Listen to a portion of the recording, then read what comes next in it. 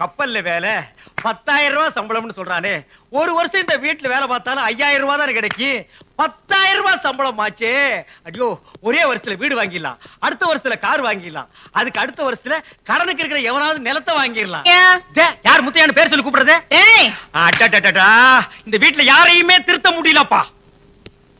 என்னதே டே முத்தையாவா? இனிமே இந்த டேகின்னு கூப்பிடுற வேலையெல்லாம் வச்சுக்காதீங்க. இத்தனை நாளா நான் உன்னை அப்படிதான் கூப்பிட்டு இருக்கேன். இத்தனை நாள் கூப்பிட்டுக்கலாமா? இனிமே இந்த நிமிஷம் முதல் இப்ப இருந்து அப்படி கூப்பிட கூடாது. யார்கிட்ட பேசுற? நான் உனக்கு சம்பளம் கொடுக்குற முதலாளி.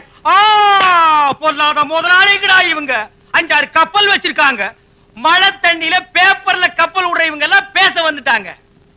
10 வருஷமா 50 ரூபாய்க்கு வேலைக்கு சேர்ந்து இந்த வீட்டுல இப்பதான் நான் 500 ரூபாய்க்கு வந்திருக்கேன். இனிமே நான் 1000 ரூபாய் வாங்கணும்னா 50 வருஷம் இன்னும் இந்த வீட்டுல வேலை செய்யணும். ஹோட்டல்ல வேலை செய்யறானே தம்மா துண்டு பையன், அவன் தின டிப்ஸ் வாங்கி மாசம் 2000 ரூபாய் வீட்டுக்கு அனுப்புறான்.